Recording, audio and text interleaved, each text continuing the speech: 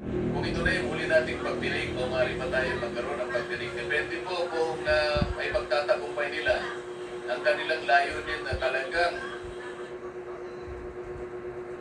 takpan na, putulin na, bigyan na ng katapusan ang pagdinig nito.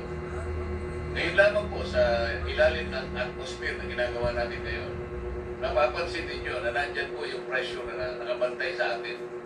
Ngunit ako po naniniwala, kagaya na sinabi ni SP Nala, hindi po pwedeng takpan ang katotohanan. Wala pong mabuting ibubunga na itong pinakamalaking pandarambong sa kaban ng bayan ay hindi man lang magbibigyan ng kalutasan. Hindi man lang magkakaroon ng ending para mapanagot natin ang tunay na may kasalanan.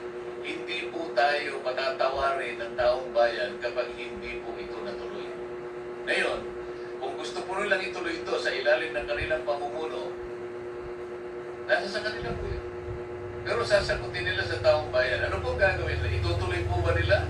O gagawin din nila yung nangyari nung sila po ang leadership pa ng Senado? Sa loob ng 10 buwan, wala man lang isang pagdinig ang ginawa nila. Nagbigay pa sila ng katakot-takot na condition para magpatuloy ang pagdinig nila. Gumawa sila ng partial report at pinapipirma kami. Kahit sino naman po siguro sa inyo ang bibigyan ng assignment ng inyong mga principal o inyong mga boss na merong pinagagawang isang bagay, magkulat ka, mag-report ka, ibibigay mo sa kanya kalahati lang, hindi tatanggapin ng management o kahit sinong ahensya. Kailangan kasi kompleto bago pumirma. Ang ginagawa nila, pinapipirma sa amin kahit hindi kompleto. Lahat ng kondisyon, kagaya ninyo, ang kondisyon, kinakailangan mapatibayan hanggat hindi niya na napapatunayan sa sarili niyang panukat na kayo'y nagsasabi ng totoo, kailanman hindi kayo matatawag. Kung hindi pa nagkaroon ng pagkakataong kagaya nito na marinig kayo ng buong sambayanan, hindi sana kayo nagkaroon ng pagkakataong na gano'n. Ganun po kahirap. Ang dinadala naming responsibilidad, makita lang natin, malaman lang natin ang kabuuan ng puzzle na ito na kung tawagin natin ay flood control scandal.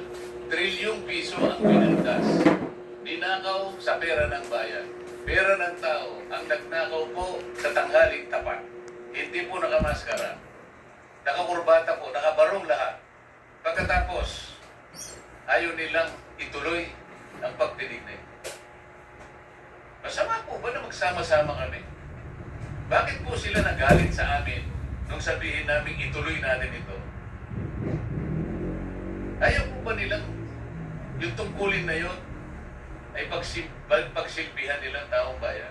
Pera po nila ang nawaldas, pera ang nawala, katungkulan po natin na hanapin yun, alang-alang sa sinumpahan namin tungkulin na ang ating mamamayan ang mauuna sa lahat ng bagay.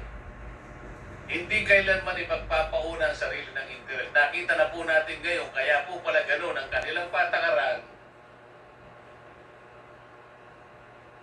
Isang po pala yung marami sa kanila. So kami po ngayon ay magpapasalamat sa inyo. Kung tayo po ipapalarin, magkikita-kitang muli sa susunod na pagdinig.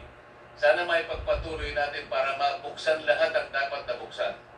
Yung inyo pong mga individual affidavits, ipagkalupo ninyo sa komite, yan po'y magiging parte ng pagdinig sa araw na ito. Sana'y kasihan po tayo ng Panginoon Diyos sapagkat ang ginagawa natin ay para sa bansa. At kami ay naniniwala na ang inyong pagsasakripisyo, pagsasakit, ay hindi po mawawala ng katuturan.